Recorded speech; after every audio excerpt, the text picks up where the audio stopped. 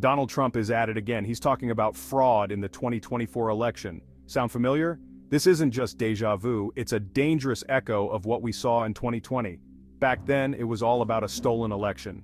Now he's preemptively laying the groundwork for more baseless claims.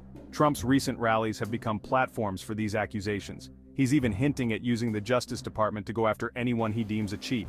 This isn't just talk, it's a blatant attempt to undermine faith in our elections before a single vote is cast. Remember what happened last time? The big lie led to the unthinkable, an attack on the very heart of American democracy. We cannot afford a repeat performance. Trump's words have consequences. He needs to be held accountable.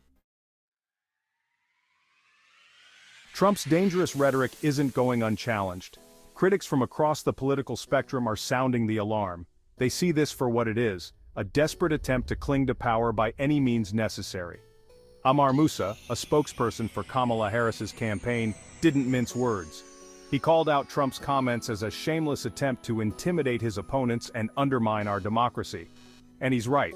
This isn't politics as usual. This is a full frontal assault on the very principles America stands for. Former Republican Congresswoman Liz Cheney has also been vocal.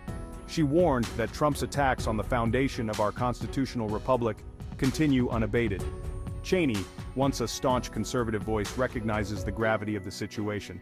This is bigger than party lines. It's about defending our nation from someone who seems hell-bent on tearing it apart. Trump's threats to weaponize the Justice Department are deeply troubling. Legal experts are warning of a constitutional crisis in the making. They argue that using law enforcement to pursue political vendettas would be an egregious abuse of power.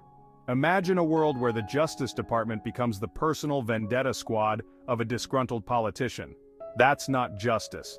That's authoritarianism. It undermines the very foundation of our legal system, which relies on fairness and impartiality. This isn't just about Trump, it's about the dangerous precedent he would set for future leaders. If he gets away with this, what's to stop others from doing the same? The erosion of democratic norms doesn't happen overnight, it happens slowly, insidiously, until one day we wake up and wonder how we got here. Section 4. Justice on the precipice. The Justice Department is facing an unprecedented challenge. How do you investigate the potential crimes of someone who may very well be running for president again? It's a tightrope walk, with the integrity of our democracy hanging in the balance. On the one hand, they can't ignore credible allegations of wrongdoing, no matter how high-profile the individual. Justice must be blind to political affiliations. To do otherwise would be to admit that some are above the law, which is a dangerous proposition in a democracy. But on the other hand, any investigation into Trump will be seen by his supporters as politically motivated. This could further inflame tensions and erode trust in our institutions. It's a lose-lose situation. Section 5. Safeguarding our democracy. We are at a crossroads. The choices we make today will determine the fate of our democracy. We cannot afford to be complacent. We must be vigilant in defending our fundamental rights and freedoms. This starts with calling out Trump's dangerous rhetoric for what it is, an assault on truth, justice, and the American way. Silence is not an option. We must hold him accountable for his words and actions.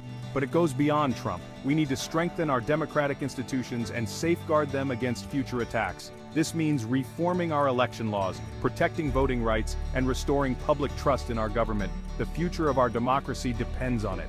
It's time to choose. Do we want to live in a country where truth matters, where justice prevails, where the will of the people determines the course of our nation? The answer is clear. We must fight for our democracy.